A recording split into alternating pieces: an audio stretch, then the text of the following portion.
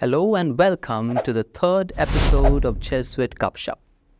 Our guest today is a young and handsome priest who has defied all stereotypes of what success is in life.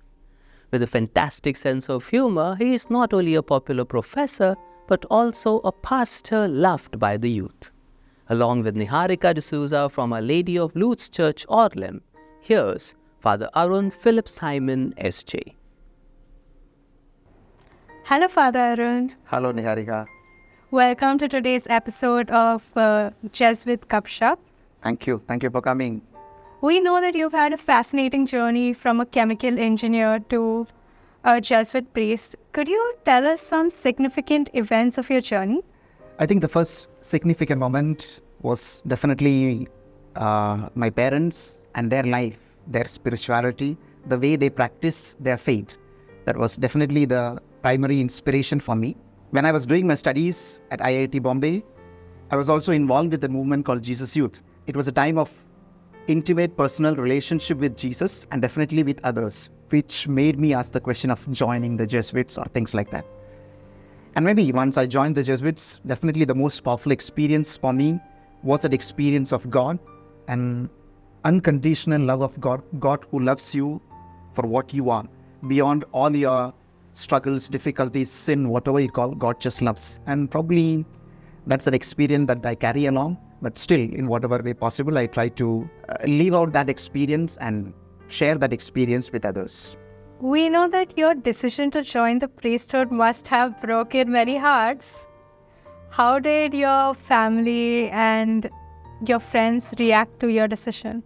Definitely, when I made the decision to join, it was difficult for my parents because I just gave them a very short period of time to accept the decision.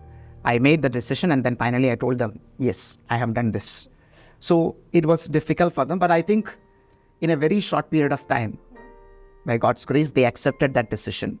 And I feel that throughout my journey, there were many others also who find it quite difficult to accept my decision. Maybe many of my friends and others. But when I look back at it today, these people, my friends, very good friends, parents, brother, other siblings, other relatives, they are the people who pray for me. So I think those people who really miss me in some sense, they pray for me also. So it is love and struggle at the same time for them. So, and I find that quite beautiful in my journey. That's nice to know. Could you share with us one iconic incident that took place during your formation years? I'll just share about one experience of mine when I was doing my theology in France. So my friend was there. We were three more Jesuits, one Indian and one African Jesuit, and his family, my friend's family. And so they decided we will go to buy cheese. France is very famous for cheese. Okay, I thought, okay, we will go. They asked us, are you willing to come? Yes, okay, fine.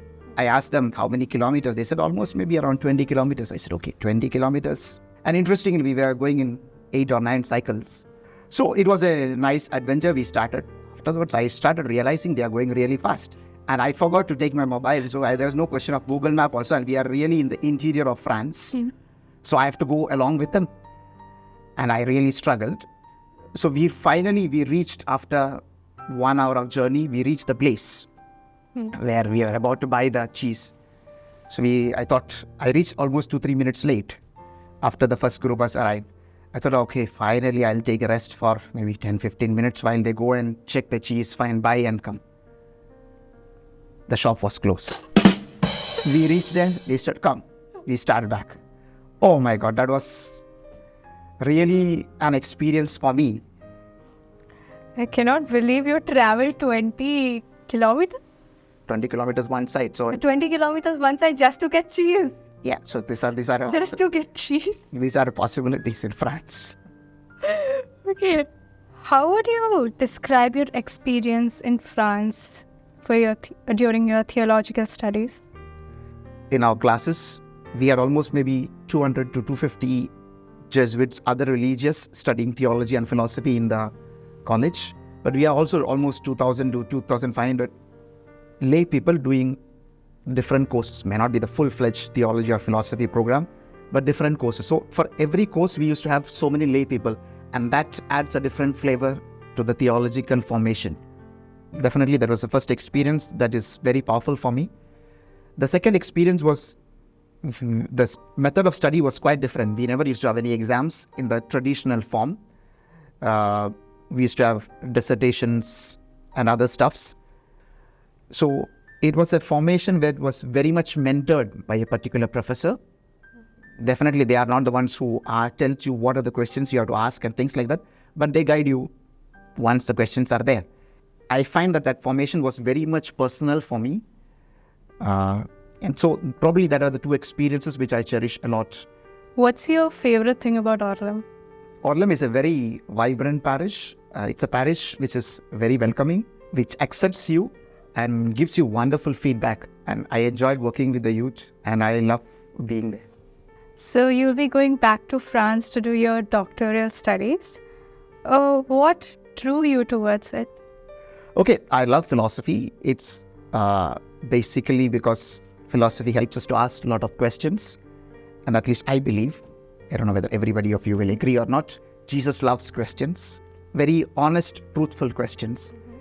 And I think asking questions, not always to find out the ultimate answer, which may or may not be possible, but it helps us to dig deeper, and it helps us also to unravel joy, love that is hidden deep within, to create more beautiful situations. It is useful for development. And I personally feel that learning philosophy has made me more compassionate, more acceptable, more accepting, more inclusive.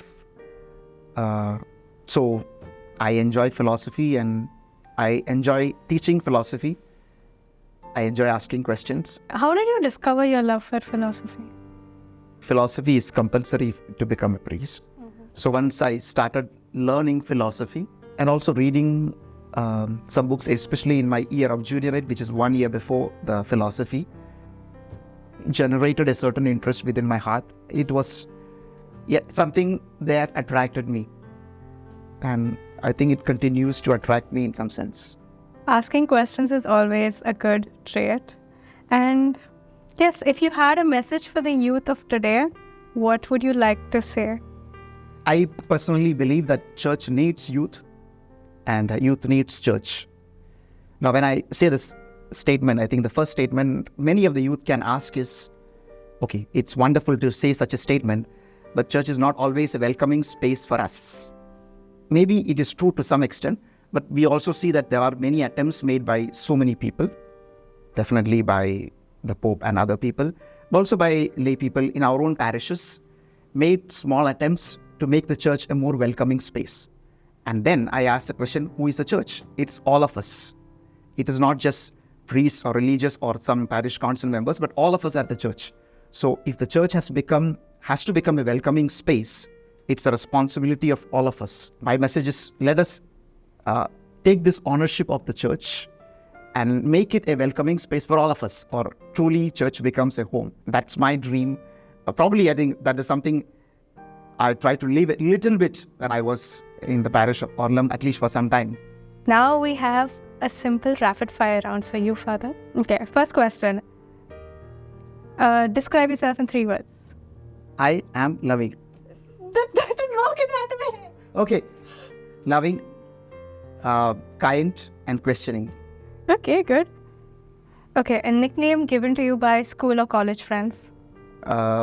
See, when I used to play Counter-Strike, one of the nickname was the Dead Man. I am a great fan of Undertaker, so I used to use the name Dead Man.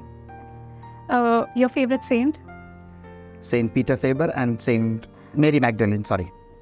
Coffee or tea? Tea. If you could time travel, where would you wish to go? Oh, it's always Taizé. That's a place I enjoy the most. I feel so wonderful to be there because it's so much a welcoming space for all of us without judgment. What's your favorite food? Pani Puri, obviously. There's no question about it. What's something you could eat for a week straight? I'm from Kerala originally, so I can eat tapioca and maybe some chili. It's a regular food of very simple people. I like it so much, so I can eat that for 1 week. What's the most boring thing you've ever done? Probably some phase of my engineering would have been So I may not appreciate it so much when I look at it now. If you could delete one thing from this world, what would it be? Definitely the option is evil, but it's a big choice. It's a big thing to do that way. So that's the end of our rapid fire round, Father. Thank you so much, Father, for being here, and we wish you all the best for your studies in France. Thank you and best wishes to you too and all the other youth and all the others who are watching. Thank you. Some of this boring question. Since my parents will watch, that's the only thing. Otherwise, I would have said something else. I'm scandalize them. I think they'll already get scandalized when they realize that your engineering degree was boring. I have to drink some coffee.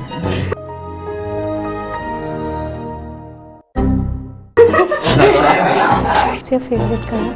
Orange. Orange? Really? Really? Why? Your favorite color is also orange? No. You don't like orange? I don't have a favorite color. I'd like to ask you a few questions. Welcome. Respond me. It's a rapid fire. You took so much time to answer these questions. No. Yes, I'll ask that. No. Please. Don't ask that question. Yeah, that will come in BTS now. That's okay. They don't have that much time to do all these things. You never know. I'll never do it again. I'll never do it again. That's both of you. Fatality. Yeah, okay. Thank you.